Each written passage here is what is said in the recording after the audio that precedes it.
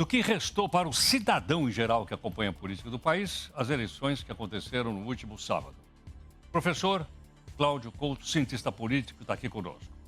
Cláudio, muito obrigado por atender aqui o Jornal Nova Brasil. Olá, Heródoto. É um prazer estar com você novamente. Bom dia a você e a todos os ouvintes. Nós te agradecemos. Cláudio, conta pra gente o seguinte, e aí? Depois dessas duas eleições, o chamado Centrão está mais fraco ou está mais forte?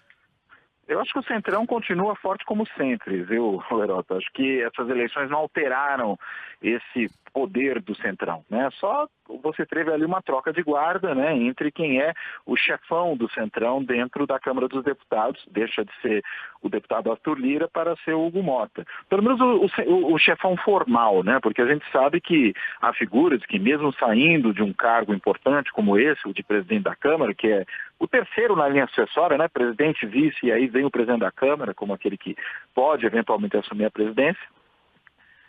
Às vezes essa figura, embora tenha muito poder, né, e poder institucional, pode definir a pauta, pode tomar uma série de decisões ali com relação ao processo decisório no legislativo, você tem caciques que, mesmo não estando nesses cargos, eles são muito influentes, né? Tem o seu séquito, tem os seus aliados, e acho que o Lira, por exemplo, continua evidentemente muito influente, muito poderoso nesse outro âmbito.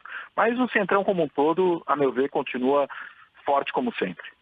Cláudio, quando os deputados federais ou senadores votam, eles se baseiam no currículo, na biografia daqueles que querem ser presidente, como o público imagina, ou há outros critérios que nós, simples mortais, não entendemos?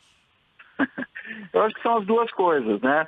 Eles se baseiam, claro, na biografia, agora, precisa ver o que isso quer dizer, né? Quer dizer, se basear na biografia significa, por exemplo, olhar bem, essa figura aí que eu vou escolher, ela tem uma trajetória condizente com aquilo que eu quero, que atende aos meus interesses, não quer dizer necessariamente uma biografia que a gente possa dizer que é uma biografia, digamos, muito honrosa ou alguma coisa do gênero, mas uma biografia que permita a quem vota numa liderança como essa saber que aquela será uma liderança que defenderá os seus interesses. Então, às vezes, a avaliação sobre a biografia passa por aí. E claro que uma boa parte também desse processo passa pela distribuição de poder entre os partidos e entre os grupos dentro dos próprios partidos que existem numa casa legislativa. Vou dar o exemplo aqui. Você, quando escolhe o presidente da Câmara, você não escolhe só o presidente da Câmara. Você escolhe também os demais membros da mesa diretora, quem vai ser o vice-presidente, quem vai ser o primeiro secretário, que também é um cargo muito importante. Isso passa por negociações muito intensas entre os vários partidos.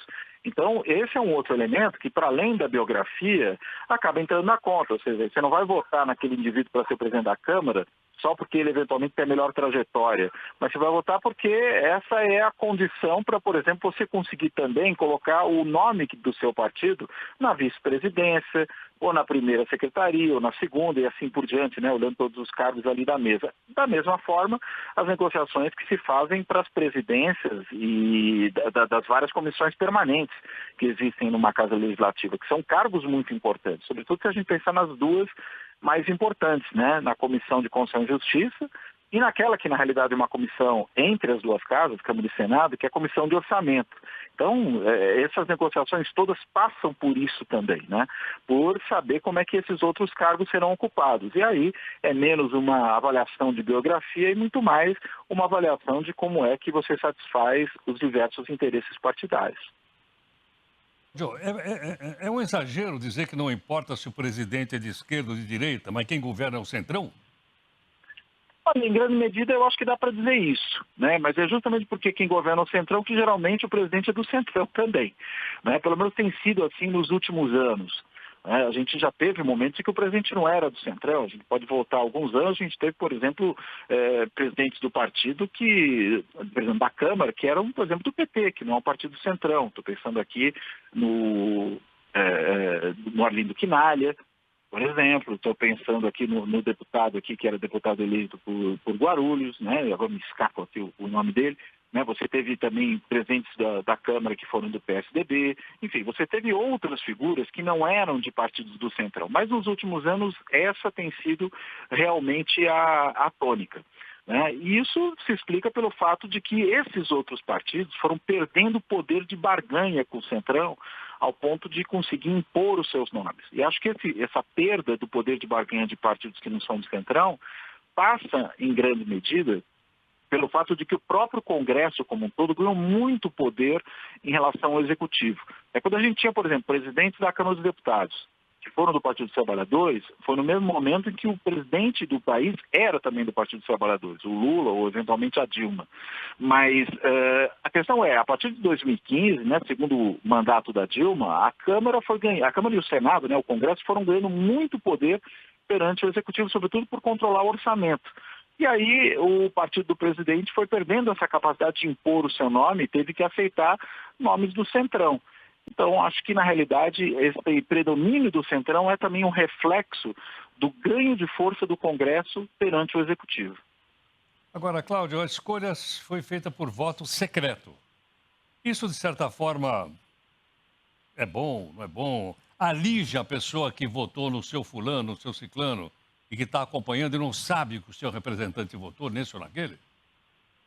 Olha, eu acho que o ideal é que toda votação parlamentar fosse uma votação aberta, porque afinal de contas nós estamos falando de nossos representantes, né? O argumento que vai defender voto secreto nesse caso qual é? De que ali se trata de uma decisão interna corporis, né? Ou seja, é a Câmara escolhendo quem será a sua liderança. Mas eu vou lembrar de algo que eu falei logo no começo aqui da nossa conversa. O presidente da Câmara é o terceiro nome na linha sucessória da presidência da República. O presidente, o vice, aí chega o presidente da Câmara. Ou seja, a escolha do presidente da Câmara é uma coisa que afeta o país como um todo, não afeta apenas a gestão interna à Câmara dos Deputados.